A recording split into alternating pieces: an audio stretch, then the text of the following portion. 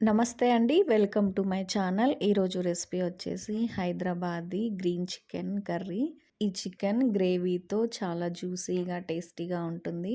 ఏదైనా special occasion ఉంటే ఇలా చేసి పెట్టారంటే అందరూ మెచ్చుకుంటారు. ఇది బగారా అన్నం, చపాతీ, పూరి ఎందులో అయినా చాలా టేస్టీగా ఉంటుంది. ఈ చికెన్‌లో కొత్తిమీర, పుదీనా ఎక్కువ వేయటం వలన ఆ ఫ్లేవర్స్ అన్నీ మిక్స్ అయ్యి చికెన్‌కి డిఫరెంట్ టేస్ట్ వస్తుంది.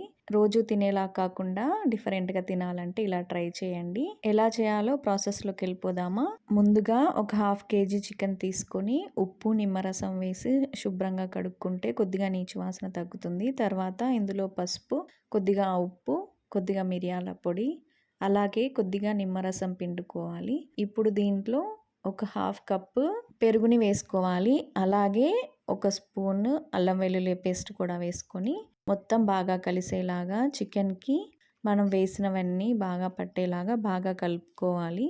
ఇలా మొత్తం కలిపేసాక పక్కన పెట్టుకొని ఒక గంట దీన్ని మ్యారినేట్ చేసుకోవాలి.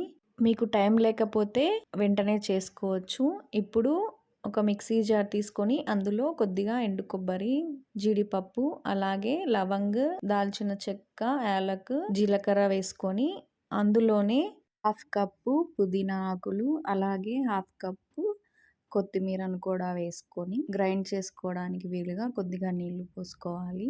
అలాగే పచ్చిమిర్చి ముక్కల్ని కూడా వేసుకోవాలి. వాటి యొక్క కారాన్ని బట్టి చూసి వేసుకోండి. కూరకి ఎంత కారం సరిపోతుందో ఇక్కడే వేసుకోవాలి. ఇలా మొత్తం అన్నీ వేసి మెత్తని పేస్ట్ లాగా పట్టుకోవాలి. ఇప్పుడు ఈ పేస్ట్‌ని మనం ముందుగా మ్యారినేట్ చేసి పెట్టుకున్న చికెన్‌లో వేసుకొని చికెన్‌కి బాగా గ్రేవీ పట్టేలాగా మంచిగా కలుపుకోవాలి. ఇలా కలిపి పక్కన పెట్టుకోవాలి. తర్వాత ఒక కడాయి పెట్టుకొని ఆయిల్ వేసి నూనె వేడయ్యాక మసాలా దినుసులు వేసుకోవాలి. ఇలా బిర్యానీ ఆకు, యాలకు, కొద్దిగా చెక్క, అలాగే లవంగ వేసుకోవాలి. ఇప్పుడు 2 ఉల్లిపాయలని సన్నగా కట్ చేసుకున్న ముక్కలు వేసుకొని కలుపుకుంటూ ఫ్రై చేసుకోవాలి. ఇలా దోరగా ఫ్రై అయ్యాక కొద్దిగా పసుపుని వేసుకొని కలుపుకోవాలి. ఇలా కలిపేశాక ఇప్పుడు ఇందులో మనం ముందుగా మ్యారినేట్ చేసి పెట్టుకున్న చికెన్ని వేసుకొని బాగా కలుపుకోవాలి. ఇలా మొత్తం ఉల్లిపాయలు, చికెన్ అంతా కలిసేలాగా మొత్తం కలుపుకొని మీడియం ఫ్లేమ్‌లో ఒక 2, 3 నిమిషాలు కలుపుకుంటూ ఫ్రై చేసుకోండి.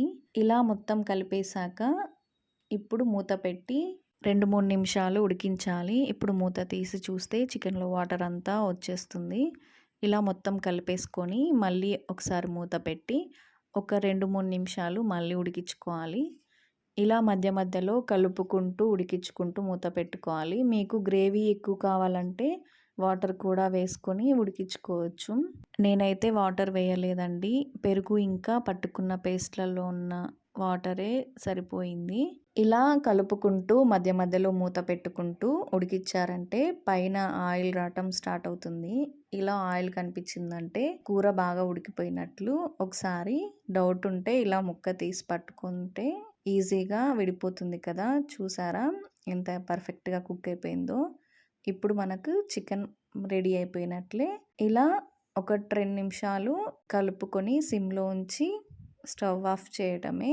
ఈ కర్రీ పూర్తిగా ఉడకటానికి ఒక 15-20 నిమిషాల లోపలే అయిపోతుందండి. ఎంతో ఈజీగా, టేస్టీగా చేసుకోవచ్చు. చూసారుగా ఎంతో జ్యూసీగా, గ్రేవీగా ఎలా వచ్చిందో. మనం చికెన్‌ని ముందుగా మ్యారినేట్ చేసి పక్కన పెట్టడం వలన చికెన్ నాని మంచి టేస్టీగా ఉంటుంది.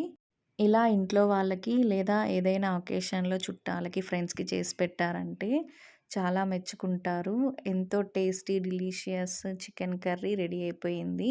బయట కొనకుండా ఇంట్లోనే ఈజీగా, టేస్టీగా చేసేయొచ్చు కదా! మీరు కూడా ఒకసారి చూసి ట్రై చేయండి. ఎలా వచ్చిందో తప్పకుండా